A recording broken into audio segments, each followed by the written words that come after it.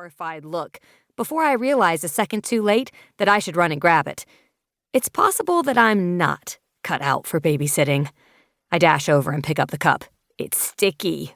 Ugh, gross. I'm so sorry. He didn't realize. I gesture back at the toddler. The man glares at me and turns away. Diedrich, no throwing, Dr. Reese says in a sing-songy voice when I return. Sage, let me make the formal introduction. This is Diedrich. Her wide, doting smile is so different from the serious face of the medical researcher I worked with in London. I hand him back the cup. Nice to meet you, Diedrich. He throws the cup again. I try to pay attention to Dr. Reese's commentary as she drives us through Amsterdam to their place in the Jordan district. People stroll down the sidewalks, bikes whiz past, and the gabled rooftops of narrow buildings loom over us. Unfortunately, my brain is fuzzy from lack of sleep. I'd planned to take a sleeping pill and get a full night's rest on the plane, just as I had in the fall, but the last 6 months have shown me it's impossible to sleep when a baby is crying. I've spent those months living with my mom, my older sister, Wren, and Wren's 1-year-old daughter, Maddie. I'd originally thought I'd have the house to myself this year, since Wren would be gone and in college, but plans changed when Maddie came into the picture.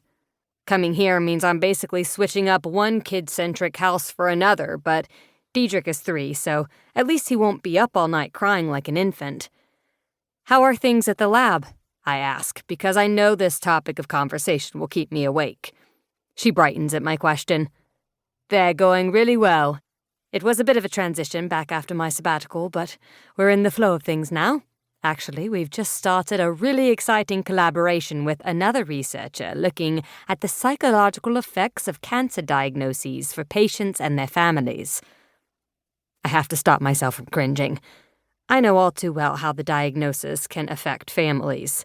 I don't say that to Dr. Reese, though. I don't like talking about private stuff with people, particularly not my boss. She turns to me, her serious researcher expression back. Once you get settled, I'd love some help pulling together the references for a paper we're working on, and I'd like to see a rough write-up of what you're thinking for the Berlin poster. Also, I want to start training you in data abstraction immediately. Katina is overwhelmed right now, so I'm going to rely on you for that. I nod eagerly. Yes, absolutely. Joy blooms in me. This is the real reason I agreed to spend my summer babysitting. At the end of July, there's a huge international oncology conference in Berlin. Dr. Reese is giving a talk and also had several posters accepted, including one on the research I helped conduct last fall. Ever since I found out, I've been drooling over the idea of getting to attend with her and present the poster. I'm imagining it'll be somewhat similar to the state science fairs I've attended, where each person creates a poster to explain their research and then describes it to the attendees. Except for the small detail that I'll be surrounded by some of the most well-respected cancer researchers in the world, instead of kids who still need to be dropped off by their parents. Presenting at a conference like this is more than most students will do after 4 years of college, let alone before they've even moved onto campus. This kind of experience could seriously help my chances of getting into a top med school once I finish my bachelor's at Johns Hopkins. The problem with the conference was money. I'd never make enough shelving books at the library to cover my flight and hotel in Berlin.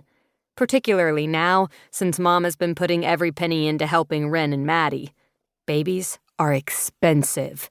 I'd given up on the possibility until Dr. Reese asked if I'd be willing to nanny in exchange for her flying me to Berlin for the conference. She pulls into a spot in front of a brick canal house with a shiny black double door. Here we are. The street is charming, with big trees that extend over the canal and arched bridges that connect this side with the opposite.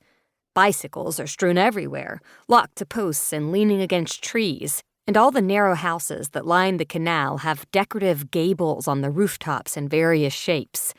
It's just like in the travel guides. I love the bell gable on your house. She shakes her head. You never miss a trick. I should have known your wide array of knowledge would extend to architecture.